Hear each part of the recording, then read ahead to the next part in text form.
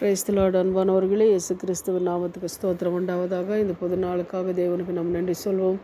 ராம் முழுவதும் பாதுகாத்து புது நாள் தந்த தேவனுக்கு நாம் நன்றி சொல்வோம். இன்று காலையிலேருந்து சாயந்தரம் வரை உங்களையும் உங்கள் குடும்பத்தையும் உங்கள் பிள்ளைங்களையும் தேவன் ஆசீர்வதிப்பார். உங்கள் போகத்தையும் வருத்தையும் உங்கள் கையின பிரயாசத்தை தேவன் ஆசீர்வதிக்கிறவராக இருக்கிறார். சமாதானமாயிருங்க. இன்றைக்கு கூட நம்ம வேதத்தில் ஒரு வசனத்தை எடுத்து நம்ம தியானிப்போம். சங்கீதம் 103 3வது வசனம் பாருங்கள். 3-4. அவர் உன் அக்கிரமங்களை எல்லாமே மன்னித்து உன் நோய்களை எல்லாமே குணமாக்கி உன் பிராணனை அழிவுக்கும் வெளிக்கும் மீட்டு உன்னை கிருபையினாலும் எருக்கங்களினாலும் முடிசூட்டுகிறான். அன்பானவர்களே, உங்கள் அக்கிரமங்கள் எல்லாம் மன்னிக்கிற தேவனாக இருக்கிறார். உன் நோய்களெல்லாம் தீர்க்கிற நோய்களெல்லாம் குணமாக்கிற தேவனாக இருக்கிறார் அப்படின்னு சொல்லி நம்ம பார்க்குறோம்.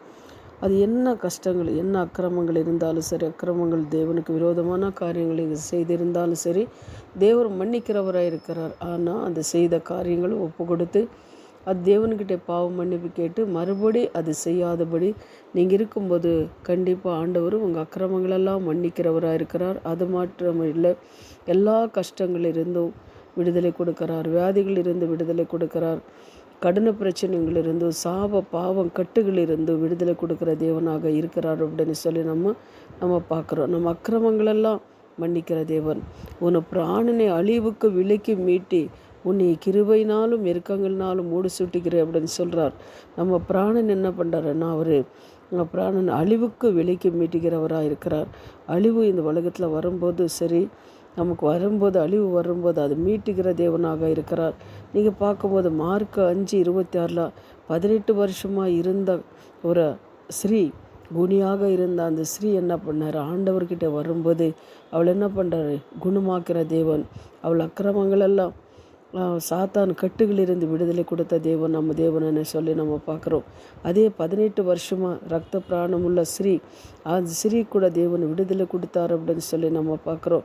அன்பானவர்களே, இதுபோல் என்ன காரியங்கள் இருந்தாலும் சரி, என்ன கஷ்டங்கள் இருந்தாலும் சரி, அவர் உங்களை பிராணங்களெல்லாம் மீட்டி உங்களை சுகந்தம் கொடுக்குற தேவனாக இருக்கிறார். அதே போல் நீங்கள் யாத்திராகவும் 15:26 பாருங்கள்.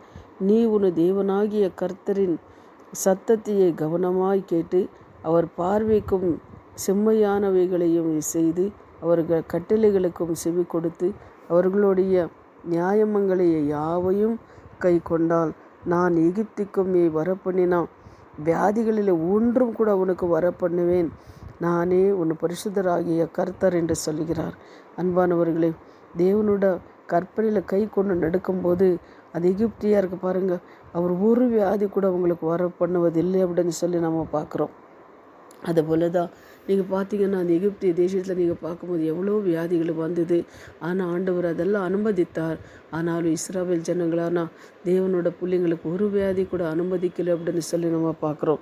அதுபோல தான் அன்பானவர்களே, நமக்கு என்ன பண்ணுறோன்னா, உன் பிராணனை அழிவுக்கு விலைக்கு மீட்டு உன்னை கிருபையினாலும் எருக்கங்களினாலும் மூடி சுட்டுகிற தேவனாக அவர் இருக்கிறார் அப்படின்னு சொன்னதில் நமக்கு எந்த ஒரு சந்தேகமும் கிடையாது. இந்த வசனத்தை எடுத்து தியானித்து நீங்கள் ஜெபம் பண்ணுங்கள். என்ன காரியங்களும் இருந்தாலும் உங்களை விடுதலை கொடுக்குற தேவனாக இருக்கிறார். உங்களை ஆசீர்வதிக்கிற தேவனாக இருக்கிறார்.